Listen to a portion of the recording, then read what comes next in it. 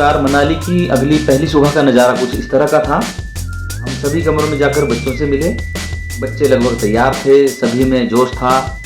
क्या लड़के, क्या लड़कियां और क्या अध्यापक साथी, सभी अपनी अगली यात्रा के लिए लगभग तैयार थे।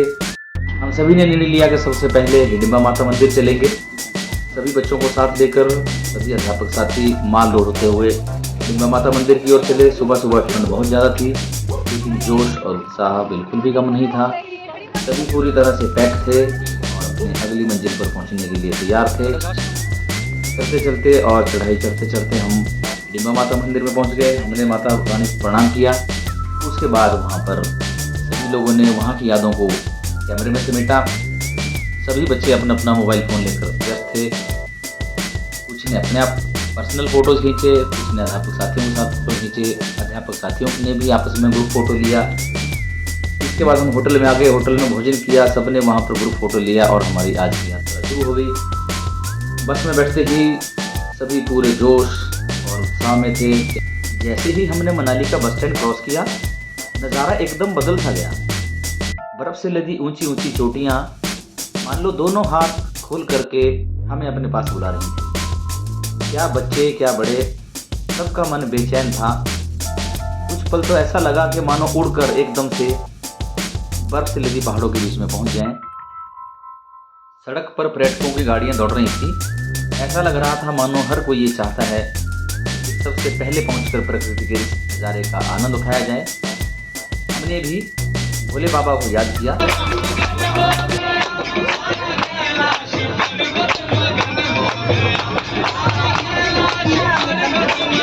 लड़की का समय कहाँ है क्या? ओ ऐसा डमरू बजाया भोलेनाथ ने सारा कैलाश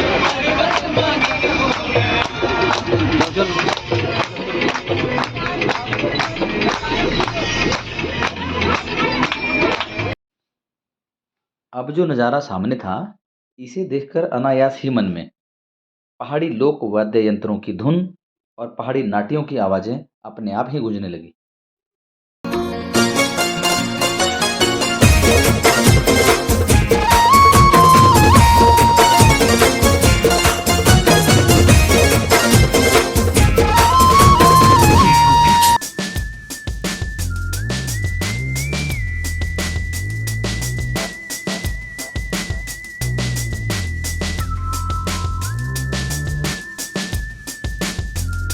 दिल तो कर रहा था कि प्रकृति की इस अद्भुत नज़ारे को एक बारी में ही अपनी आंखों में समेट लें, लेकिन शायद आंखों में इतनी क्षमता नहीं थी। हर तरफ बर्फ ही बर्फ, सुंदर सुंदर पहाड़, सुंदर सुंदर नज़ारा। एक बार फिर मन में नाटियों की वही धुन, वही आवाज़ गूंजने लगी।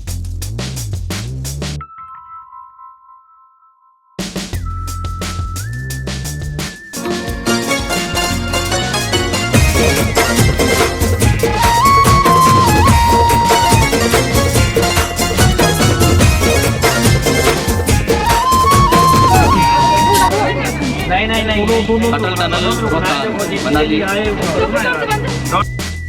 हमारे सामने उस जगह का दृश्य था जिस जगह को किसी तस्वीर या वीडियो में देखने के बाद हर देखने वाले के मन में एक ही लालसा होती है कि कम से कम एक बार तो इस जगह पर जरूर जाना है। हम खुद को सौभाग्यशाली मान रहे थे कि आज हम अटल टनल रोहतांग में पहुंच गए थे। राष्ट्रीय राजमार्ग पर पीर पंजाल पर्वत श्रृंखला में 9 किलोमीटर से भी अधिक लंबी ये सुरंग हिमाचल और भारत की एक खास पहचान के तौर पर तो जानी ही जाती है। साथ ही साथ ये सरकारों की दूरदर्शिता और सेना के समर्पण और कड़े परिश्रम का जीता जागता उदाहरण है। साथ ही साथ पूर्व प्रधानमंत्री अटल बिहारी वाजपेयी जी के सपने का जीवंत रूप है। टनल के साउथ पोल में कुल्लू जिला और नॉर्थ पोल में लाहौल स्पीति जिला है। कहते हैं कि सुरंग की दूसरी तरफ दूसरी दुनिया बसती है। इसके दूसरी तरफ के नज़ारे दिव्य हैं और लौकिक हैं। अब बारी थी उन नज़ारों को देखने की। साउथ पोल पर पहुंचकर जो कुछ भी देखा उसे शब्दों में व्यक्त कर पाना मुश्किल है। मन, बुद्धि और जुबान से एक ही आवाज़ आ रही थी, अद्भुत, अलौकिक, दिव्य। सच में देवभूमि हिमाचल का अर्थ आज ही पता चला। शरीर के रोम रोम की रोमांची साफ संकेत दे रही थी कि वाकई यहाँ देवता जरूर निवास करते हैं। आज अपने हिमाचली होने पर गर्व महसूस हो रहा था। हमने एक नाटी के माध्यम से इस पावन भूमि को प्रणाम करने का निर्णय लिया।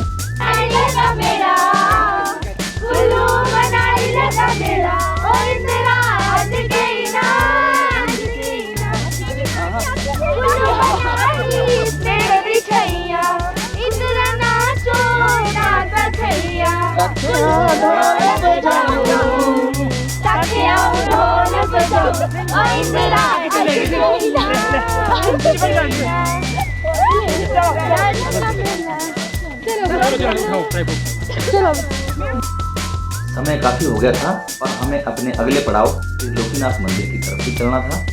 हम सभी ने निर्णय लिया जल्दी जल्दी बस में बैठें और अपनी अगली यात्रा शुरू करें। अटल टनल से सिस्सू टॉप तक का मार्ग बहुत ही सुंदर, रमणीक और शानदार है। चारों ओर बर्फ ही बर्फ नजर आती है। सड़क के दाएं बाएं पहाड़ों पर तथा नदी नालों में सब जगह बर्फ ही बर्फ नजर आती है।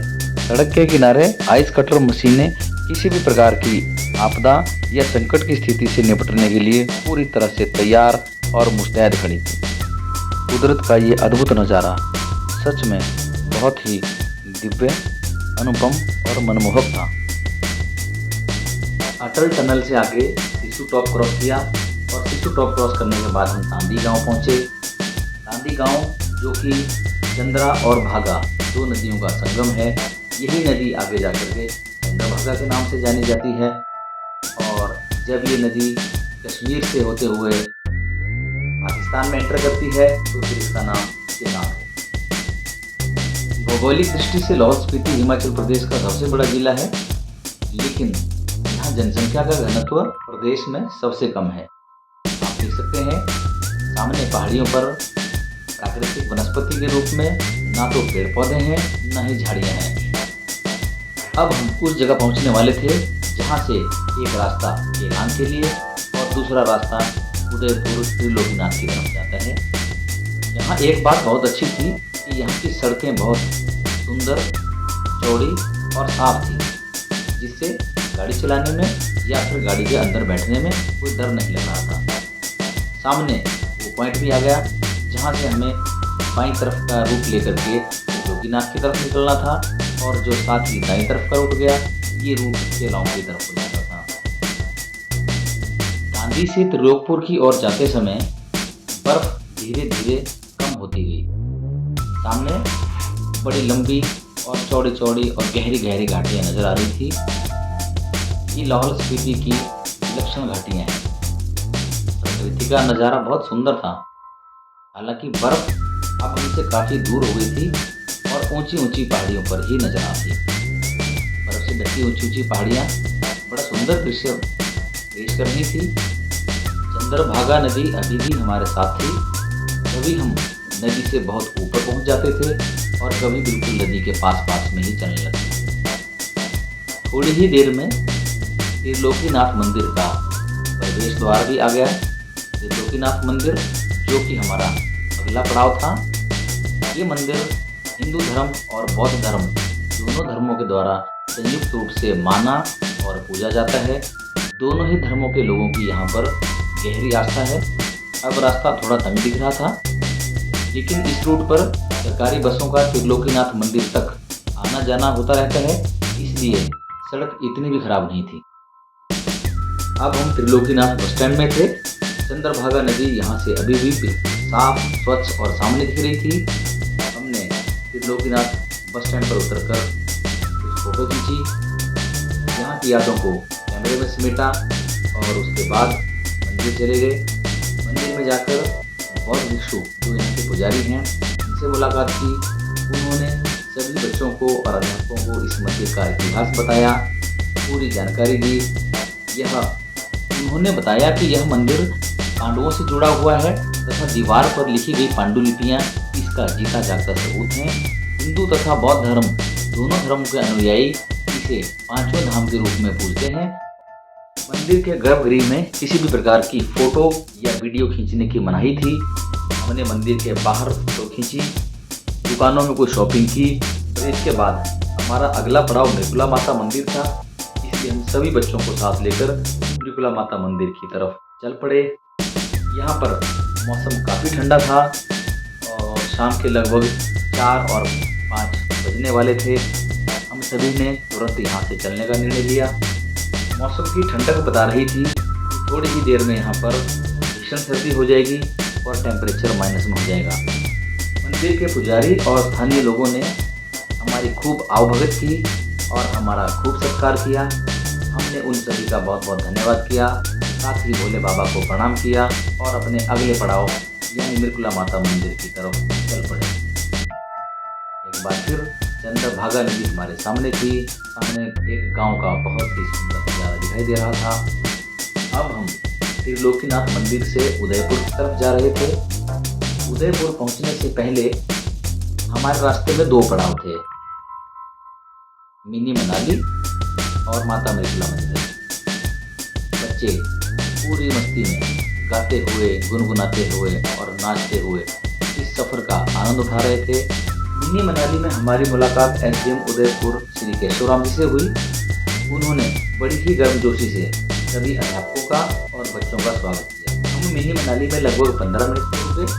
इस दौरान एसडीएम सर ने सभी अध्यापकों के साथ बातचीत की और बच्चों के साथ बातचीत कर उन्हें कड़ी मेहनत के लिए प्रेरित किया। सभी ने मोबाइल उठाए और मिनी मनाली की यादों को अपने अपने कैमरे में देखने लग गए। इसके बाद हम उदयपुर स्थित माता मृकुला के मंदिर में गए।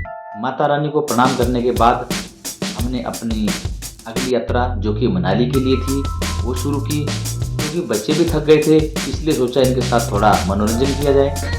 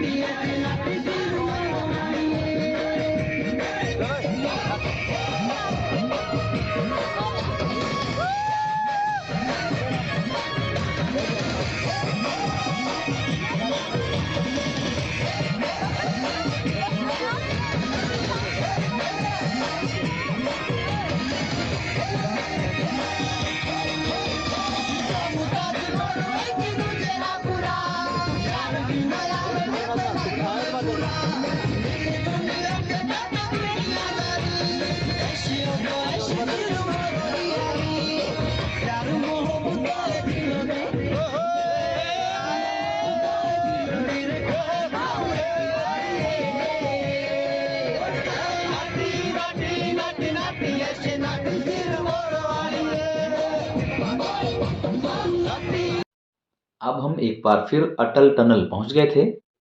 सफर लंबा, कठिन और शानदार था, लेकिन गीत, संगीत और नृत्य का संगम भी लगातार था।